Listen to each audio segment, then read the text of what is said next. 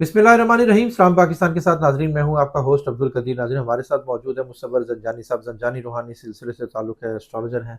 ज़ंजानी साहब से हमेशा बात होती रहती है जी ज़ोडिक साइन के हवाले से, जिनमें अच्छी अच्छी खबरें भी होती हैं, जिनमें एहतियात भी होती है। ज़ंजानी साहब बताते हैं, मगर आज जो बात करनी है वो मैंने बात करनी है कि जी इसराइल, अमेरिका और ईरान जंग के हवाले से, कि रीडिंग क्या कह रही है, क्या होने वाला है, क्या कोई जंग बहुत ज़्यादा तवील अरसे तक लगने वाली है, इतनी हलाकतें हो गई, क्या इसके बाद और भी हलाकतें होनी हैं, इस जंग का फ़ाइनल मरहला क्या होगा, क्या ये जंग क्या कहते हैं कि जी कोई बीच में सालिसी का किरदार अदा करेगा इस जंग में, ये भी पूछूंगा। और भी बहुत सारे सवाल हैं, वो भी जन सबसे ही पूछूंगा। नेतन्याहू के बारे में ज़रूर पूछूंगा कि जो अफवाह फैली हुई है कि जी वो चल बसे, उनके हवाले से भी पूछूंगा। अस्सलाम वालेकुम सर। वालेकुम अस्सलाम। कैसे हैं सर? अल्लाह के करम एहसान बिल्कुल ठीक। सर, जंग जो सा है कुछ ज़्यादा ही तवील हो गई है, 14 रोज़ हो गए हैं।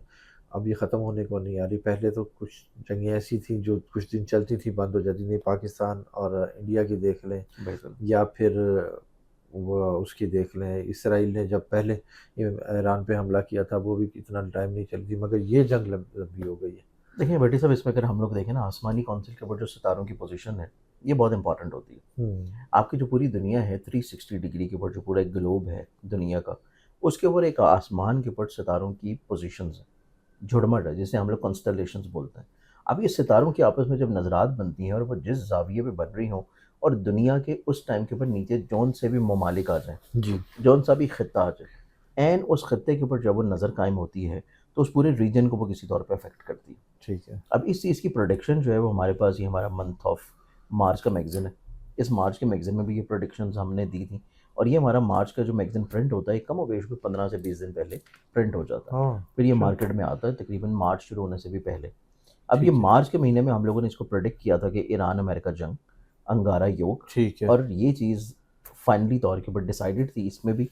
और इसके अलावा हमारी साल की जो जनवरी आती है 2026 की, इसमें भी यहाँ पे हम लोगों ने लिखा था कि ये वॉर एंड पीस के एतबार से चीज़ें किस तरफ जाएंगी। बिल्कुल, ये अब देख सकते हैं आप, ये सामने लिखा हुआ है और इसके ऊपर भी बाकायदा से पेशेंट गोई पहले ही की गई है कि जी ये जंग तो के ये हवाले वो से। प्रेडिक्शंस होती हैं जो कि आसमानी कौंसल पे आपको सितारों की शक्ल में नज़र आ रही होती हैं। तो ये चीज़ तो एक डिफाइंड थी कि जंग तो होनी होनी है। हम्म। अब वो जंग कितनी तवील होगी, वो सारी चीज़ें डिपेंड करती हैं उस जंग के टाइम के ऊपर।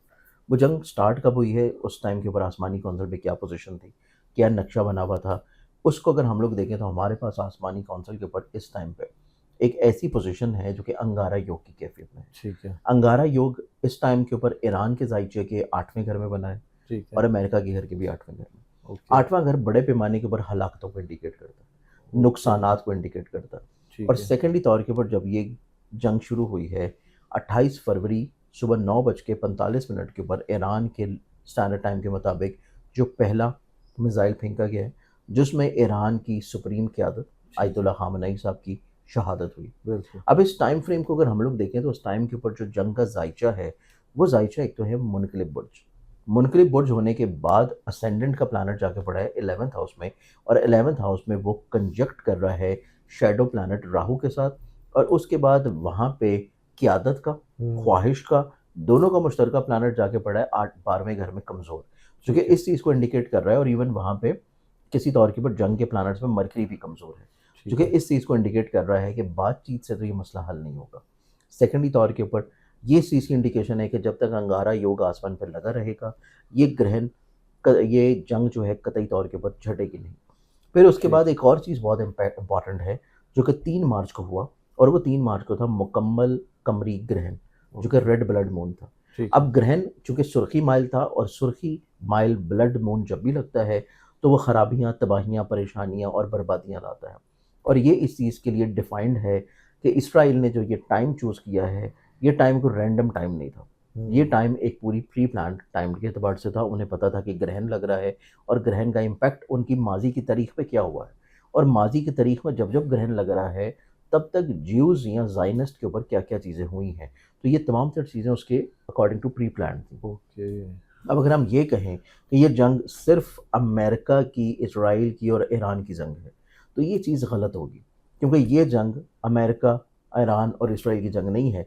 ये जंग है यहूद व नसारा की मुसलमानों के खिलाफ। अब इस जंग में आप लोगों ने ज़ाहिरी तौर के ऊपर देख लिया कि ईरान ने सिर्फ जो इत्तेहादी अड्डे थे जिन जिन ममालिक में अमेरिका के, जिन जिन जगहों के ऊपर उनकी अफवाज थी, जिन जगहों के ऊपर उनके कॉन्सुलेट थे, वहाँ पे उसने बम्बार्डमेंट स्टार्ट की, ड्रोन्स फेंकने शुरू किए और उसमें बहुत सारे खलीजी ममालिक शामिल हैं। ठीक है। अब खलीजी ममालिक शामिल हैं और उसमें आपने इस चीज़ को भी इम्पैक्ट के तौर पे देख लिया कि बीच में कुछ सिनेरियोज़ ऐसे भी हुए हैं कि जहाँ पे बहरीन में, सऊदीया में, ऑयल रिफाइनरीज़ में या बहुत इंपॉर्टेंट जगहों के ऊपर जो ड्रोन्स अटैक किए गए हैं वो ईरान की तरफ से नहीं बल्कि इसराइल की तरफ से किए गए हैं। ठीक है। इस एतबार से कि किसी तौर के ऊपर वो इस जंग में मुस्लिम ममालिक को भी एंटर करें ताकि मुस्लिम मुस्लिम के खिलाफ खड़ा हो जाए। ठीक है। सेकेंडली तौर के ऊपर जो यूके को इन्वॉल्व करने की कोशिश की गई अमेरिका की तरफ से, साइप्रस के ऊपर यूके की जो एक उनकी जो आर्मी का एक बेस था वहाँ पे हमला किया गया।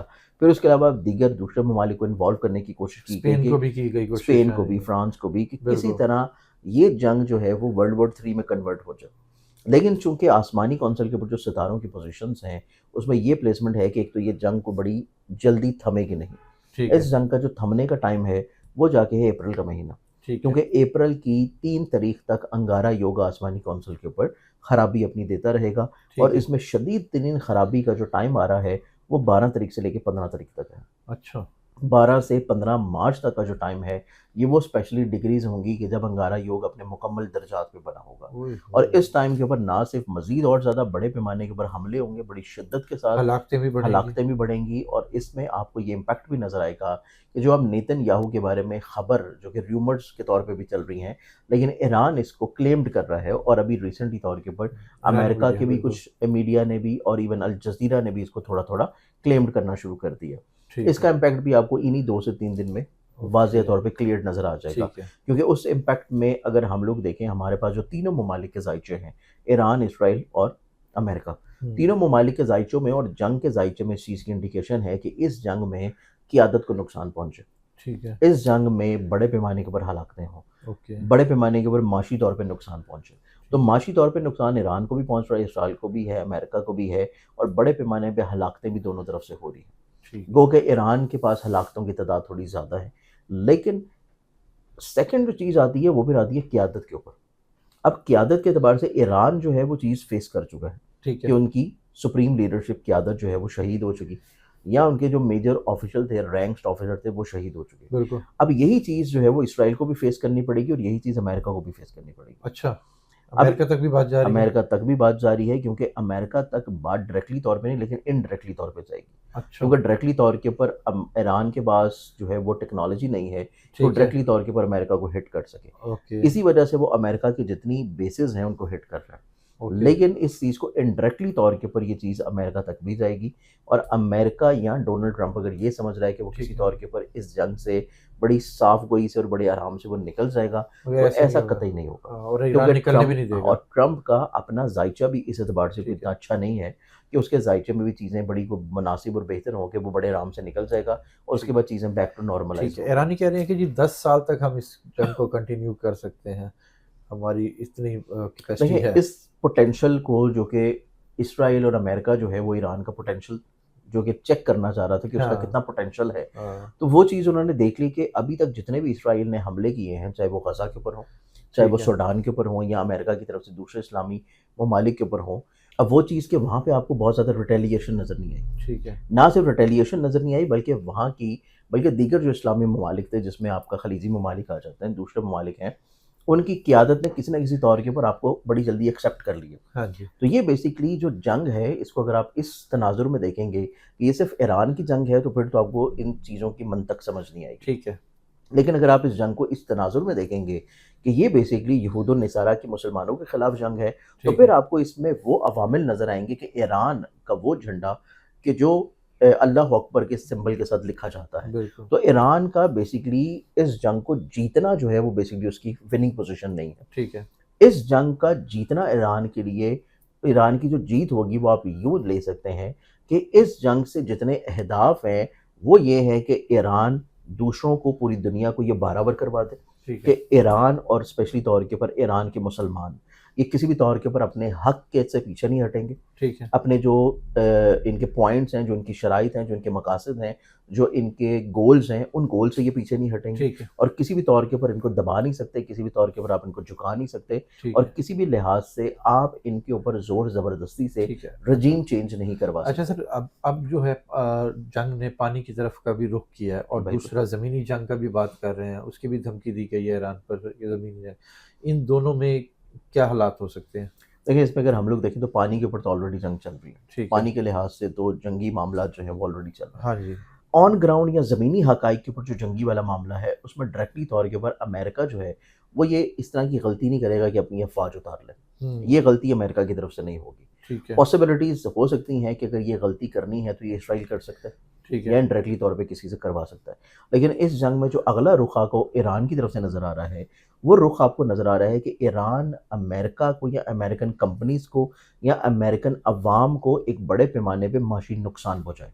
अच्छा। अब वो इम्पैक्ट ईरान ने जो अभी आपको बयान दे दिया है कि उसने अमेरिका के जितने बैंक्स होंगे, अमेरिका की बिल्कुल। जितनी मल्टीनेशनल कंपनीज़ हैं, उनके हेडक्वार्टर जो-जो उनकी रेंज में आ रहे हैं, वो अब उसको हिट करना शुरू करेंगे। अच्छा। तो ये जंग बड़े पैमाने पे माशी तबाही लेके आ रही है अमेरिका के लिए। ओए तो होए ये होए! चीज़ आपको अनकरीब देखने को मिलेगी कि इसराइल में जो नेतन्याहू वाला मामला है, हाँ। ऑब्वियसली उसके ज़ायचे में भी ये चीज़ है कि जो नुकसान ईरान की क़यादत को पहुँचा है, वही नुकसान इसराइल की क़यादत को भी पहुँचे। ठीक है।